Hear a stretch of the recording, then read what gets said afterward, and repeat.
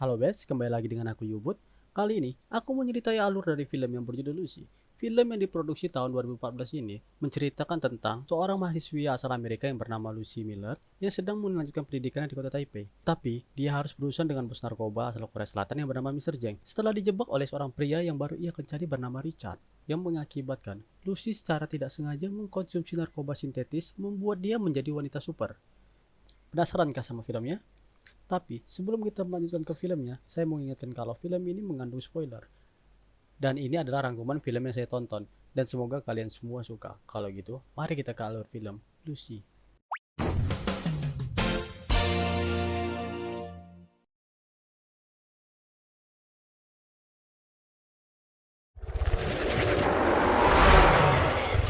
Di kota Taipei, seorang mahasiswi yang bernama Lucy dan seorang pria yang baru seminggu ia kencani bernama Richard.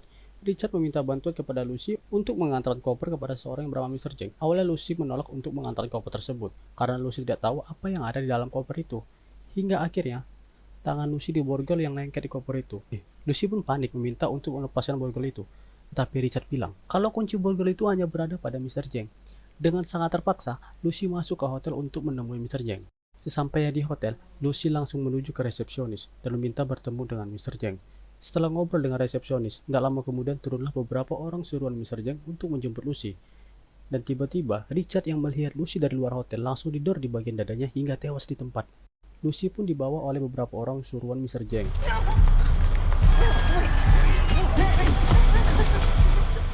Setelah sampai di ruangan, Lucy bertemu dengan Mr. Jeng. Mr. Jeng menanyakan kepada Lucy apa yang ada dalam koper itu.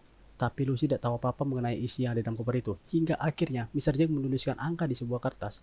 Angka itu adalah kode untuk membuka koper tersebut. Dan Lucy pun mulai membuka koper itu. Tetapi Mr. Jeng menjauh dari Lucy karena takut isi dalam koper itu adalah bom. Setelah koper itu terbuka, ternyata isi koper itu adalah 4 buah kantong plastik berisi bubuk kristal, yaitu narkoba. Untuk mengetes efek reaksi dari narkoba tersebut, pengawal Mr. Jack menarik seorang pecandu narkoba untuk jadi bahan uji coba. Setelah dites ke seorang pecandu, ternyata narkoba itu langsung bereaksi dan pecandu itu langsung tertawa terbahak-bahak.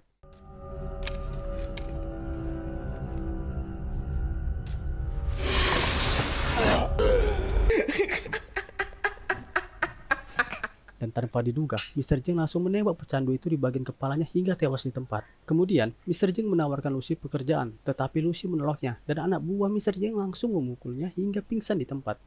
Di tempat lain, seorang profesor yang bernama Samuel Norman sedang mempresentasikan hasil penelitian dia tentang kemampuan otak. Dari penelitian dia bahwa segala kemajuan teknologi yang ada di dunia ini, manusia hanya mampu menggunakan 10% dari kapasitas otaknya, dan itu maksimal. Dan hanya satu di dunia yang mampu menggunakan kemampuan otaknya lebih dari manusia, yaitu lumba-lumba. Mamalia ini mampu menggunakan 20% kapasitas otaknya yang membuat mamalia ini memiliki sistem ekolokasi secara alami yang lebih efisien dari sonar buatan manusia. Kita kembali lagi ke Lucy, di mana dia terbangun di sebuah kamar dengan bekas luka di perutnya. Dan ternyata, di dalam perut Lucy itu diselundupkan narkoba yang akan dibawa ke negara-negara Eropa. Disusul juga dengan 3 orang lainnya yang juga memiliki luka robek di perutnya dan diselundupkan narkoba. Mereka berempat rencananya akan diterbangkan ke beberapa negara Eropa sebagai kurir narkoba. Welcome. Welcome, come on in. Lovely. Oops. Okay. Keep calm. You have to wait, just play for time. You'll have time to think it through on the plane. Just take the flight. Dan sampailah Lucy di sebuah ruangan yang tidak tahu di mana. Di depannya terdapat beberapa orang Asia yang sedang menginterogasinya. Dan salah satu orang terlihat sedang memegangi tubuh Lucy. Tetapi Lucy memberontak, membuat orang itu marah dan memukul Lucy hingga menendang perut Lucy yang berisi narkoba tersebut, yang membuat kantong plastik yang berisi narkoba itu pecah. Dan narkoba itu mulai bereaksi ke tubuh Lucy, membuat Lucy berenergi hingga Lucy mampu menggunakan 20% kapasitas otaknya.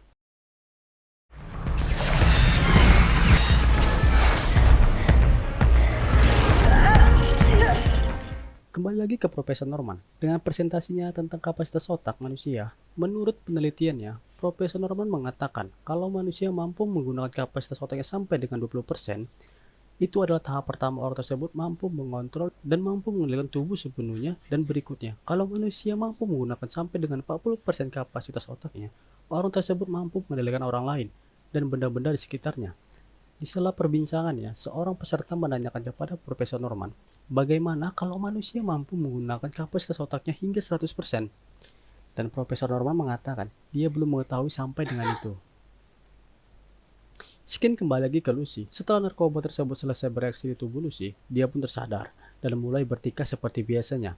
Nggak lama kemudian, masuklah seorang yang berniat silaturahmi dengan tubuh Lucy. Awal mula Lucy mempersilahkan orang tersebut untuk silaturahmi. Ternyata itu hanya sebuah jebakan. Dengan efek narkoba tersebut, otak Lucy mampu bekerja lebih dari biasanya, dan Lucy menjadi lebih kuat. Lucy berhasil melumpuhkan orang tersebut dan mengambil pistol yang ada di meja. Lucy keluar dari ruangan itu dan tanpa rasa takut, Lucy langsung menghabisi orang-orang yang berada di luar. Hey! Karena reaksi narkoba itu membuat Lucy lapar, dia makan beberapa makanan yang berada di meja.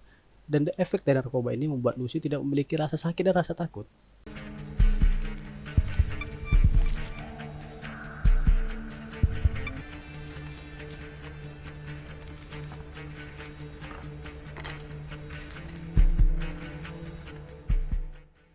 Lucy keluar dari gedung itu dan menuju ke rumah sakit dengan diantar oleh seorang supir taksi yang diancam dia dengan pistol.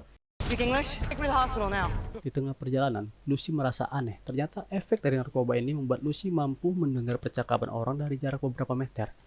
Dan setelah sampai di rumah sakit, dia merasa aneh lagi. Dia mampu mengerti semua tulisan asing dan beberapa arti dari simbol-simbol. Kemudian, Lucy menuju ke ruangan operasi. Di dalam ruangan operasi, dia melihat ke arah monitor dan melihat hasil operasi dari pasien.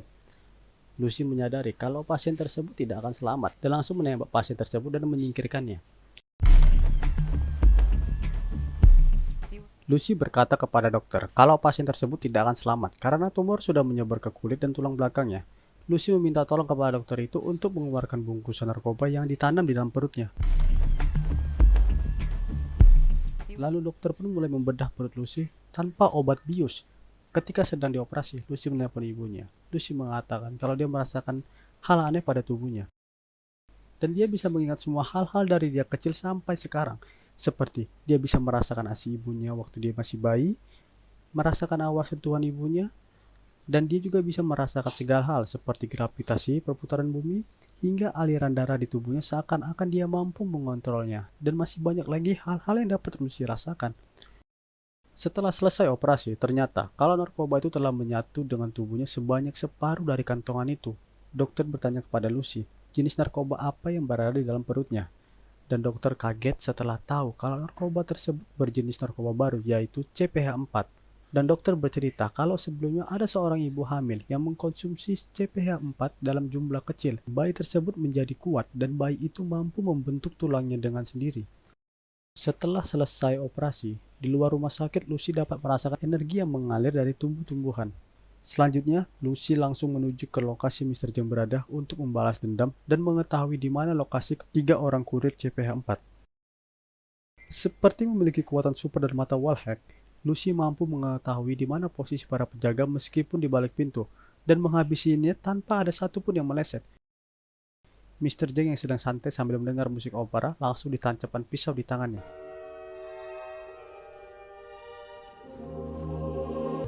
Di tengah rasa sakit yang Mr. Jeng rasakan, Lucy memegang kepala Mr. Jeng dan membaca semua isi kepala Mr. Jeng untuk mengetahui di mana lokasi ketiga kurir itu.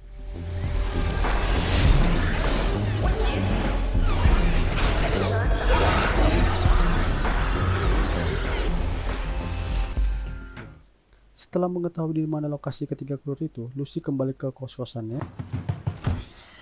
dan mulai mengakses laptop. Lalu mulai searching tentang apa yang dialami, dan Lucy pun menjumpai riset tentang apa yang dialami oleh Profesor Norman. Tanpa lama-lama, Lucy langsung menghubungi Profesor Norman. Lucy menceritakan semua apa yang terjadi pada dirinya. Profesor Norman kaget kalau Lucy bisa mengendalikan gelombang magnet dan listrik yang membuat Lucy bisa mengendalikan barang-barang elektronik. Telephone, radio. Dan Lucy mengatakan kalau dia sudah mencapai 28% kapasitas otaknya yang membuat dia bisa memproduksi sel-sel dalam tubuhnya dengan cepat dan dia bisa mengendalikan otaknya sepenuhnya. Dan semua pengetahuan yang ada di dunia ini bisa dia akses melalui otaknya. Dan Lucy tidak tahu mau dikemanakan semua pengetahuan yang dia punya. Dan Profesor Norman memberi saran kalau Lucy harus mewariskan semuanya setelah dia tiada. Setelah ngobrol secara virtual dengan Profesor Norman, Lucy mengatakan kalau dia akan menemuinya dalam 12 jam. Selanjutnya di bandara, Lucy mendengar pemberitaan tentang dia. Dengan cepat dia bisa merubah tampilan rambutnya dengan kemampuan yang dia punya. Dan Lucy lalu menelpon seorang petugas kepolisian yang berada di Paris bernama Pierre. Lucy bisa mengetahui apa saja yang Pierre lakukan. Lucy memberikan informasi kepada Pierre kalau akan ada 3 orang kurir narkoba yang dalam perjalanan ke negara-negara bagian Eropa melalui bandara. Dan Lucy memberitahu detail lokasi kurir tersebut. Berkat informasi yang diberikan Lucy, anggota Pierre berhasil menangkap 3 orang kurir tersebut.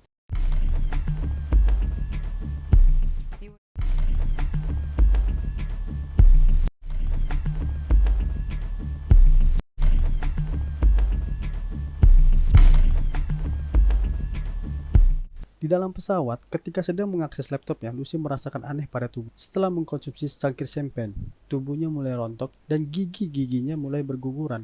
Lucy lari ke toilet pesawat. Di dalam toilet, tubuh Lucy mulai menghilang. Dan dia langsung mengambil sisa narkoba yang dia simpan, lalu memakannya.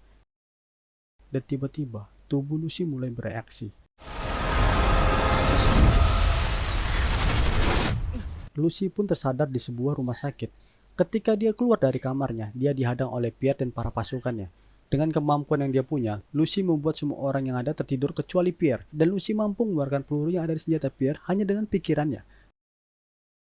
Lalu Lucy meminta tolong dengan Pierre untuk mengantarkannya kepada ketiga kurir narkoba itu. Dengan kemampuan gelombang radio yang dihasilkan otaknya, Lucy mampu menangkap percakapan telepon yang diduga anak buah Mr. Zheng, yang juga berada di Paris, dan mengincar ketiga kurir narkoba yang telah ditangkap dan dikumpulkan di suatu tempat oleh anggota Pierre. Dengan cepat, Lucy dan Pierre bergegas ke lokasi ketiga kurir tersebut, dan Lucy yang mengemudikan mobilnya. Lucy membawa mobil dengan kecepatan penuh dan tanpa aturan.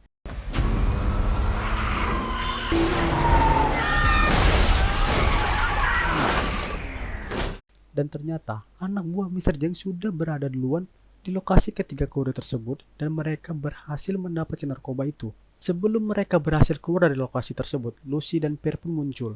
Lucy berhasil melumpuhkan anak buah Mr. Zheng tanpa menyentuhnya sama sekali.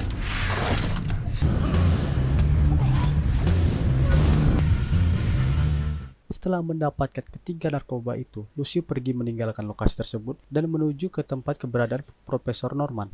Di tengah perjalanannya, Mr. Zheng melihat Lucy dan Pierre, lalu Mr. Zheng mengikuti mobil Lucy secara diam-diam tanpa sepengetahuan Lucy. Panjang cerita, Lucy bertemu dengan Profesor Norman dan rekannya untuk yang pertama kali di lokasi yang sudah mereka tentukan. Sementara itu, Mr. Zheng dan pasukannya juga berada di lokasi yang sama dengan Lucy. Mr. Zheng dan pasukannya menyiapkan senjata untuk menyerang Lucy dan merebut kembali narkoba yang sudah diambil oleh Lucy. Lucy mengetahui kalau Mr. Zheng dan pasukannya sudah bersiap di luar gedung untuk menyerangnya. Lucy pun meminta bantuan kepada Pierre dan pihak kepolisian untuk mengamankan lokasi tersebut. Sementara Lucy dan Profesor Norman berada di ruangan dan mulai melakukan eksperimen tentang kemampuan otak Lucy yang sudah mencapai kapasitas 60%. Dengan semua kemampuan otaknya yang mencapai kapasitas 60%, Lucy dapat merubah bentuk tubuhnya menjadi apa yang dia inginkan. Dan dengan pengetahuan yang dia punya, Lucy menjelaskan beberapa hal. Kalau semua informasi dia peroleh melalui gelombang listrik, dan Lucy menjelaskan kalau sistem sosial yang kita gunakan semua itu hanyalah sketsa, seperti 1 tambah 1 yang kita ketahui adalah 2, yang sebenarnya 1 tambah 1 tidak pernah 2, dan faktanya angka-angka dan huruf-huruf tidak pernah ada. Manusia hanya menyimpulkannya agar dapat memahami hal yang sebenarnya tidak memiliki ukuran. Dan Lucy juga menjelaskan kalau satuan dan ukuran yang ada di dunia tidak pernah nyata, dan manusia hanya menyimpulkannya dengan kemampuan yang mereka punya. Lalu, Profesor Norman bertanya ke Lucy, kalau dunia tidak diatur oleh hukum fisika dan manusia bukan unit ukuran, lalu apa yang mengatur dunia dan nyata? Lucy menjawab dengan menunjukkan rekaman sebuah mobil yang melaju di sebuah jalan. Kemudian Lucy mempercepat rekaman tanpa batas, dan yang terjadi, mobil tersebut hilang, dan Lucy kembali menjelaskan kalau waktulah yang mengesahkan keberadaan benda yang ada di dunia ini. Dan waktu adalah unit ukuran yang benar-benar nyata. Dan waktu juga memberikan bukti terhadap keberadaan materi, dan tanpa waktu, kita tidak pernah ada. Di satu sisi, pasukan Mr. Zheng sudah mulai memasuki gedung dan mulai mencari keberadaan Lucy. Mr. Zheng dan pasukannya mulai menembaki semua yang berada di gedung. Di dalam ruangan yang ada di gedung, Lucy meminta Profesor Norman dan rekannya untuk mencairkan narkoba CPH-4 dan memasukkannya semua ke tubuhnya Lucy. Tubuh Lucy langsung bereaksi dan menyerap cairan tersebut secara cepat.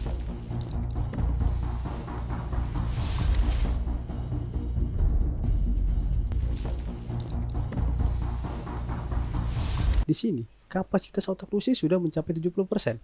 Tubuhnya mulai berubah dan mulai menyerap semua benda-benda elektronik. Sementara itu, di luar ruangan, pasukan Mr. Zeng dan Pierce sedang adu tembakan. Lucy berhasil mencapai kapasitas 80% dari otaknya. Lucy menyingkirkan semua benda-benda yang berada di hadapannya dan membuat ruangan itu seperti ruangan putih kosong. Dan di depan Lucy tercipta sebuah benda aneh yang berwarna hitam. 90% sudah kapasitas dari otak Lucy. Sementara di luar, anggota Mr. Zeng berhasil membobol ruangan tersebut. Bersamaan juga, Lucy berhasil pindah-pindah ke antar benua dengan hanya sekejap saja. Lucy bisa memberhentikan dan memanipulasinya. Lucy juga mampu memundurkan waktu hingga awal terciptanya bumi. Lucy terus menggali informasi tentang alam semesta hingga akhirnya Mr. Zeng berhasil memasuki ruangan laboratorium di mana Lucy berada. Mr. Zeng mulai mengarahkan senjata ke Lucy, sementara Lucy masih terus menggali pengetahuan yang ada di alam semesta. Di sini, Lucy berhasil mengakses kapasitas otaknya hingga mencapai 90%. Di saat Mr. Zeng akan menembakkan senjata ke Lucy, Lucy berhasil mencapai 100% kapasitas otaknya dan Lucy pun menghilang. Yang tersisa hanyalah pakaian yang awalnya dipakai oleh Lucy. Mr. Zeng pun marah. Saat dia akan menembaki para ilmuwan, Pierre pun muncul dari belakang dan menembak Mr. Zeng hingga tewas di tempat. Sementara itu, benda hitam aneh itu tiba-tiba mengeluarkan sebuah flash disk, dan Pierre pun menanyakan ke Profesor Norman tentang keberadaan Lucy.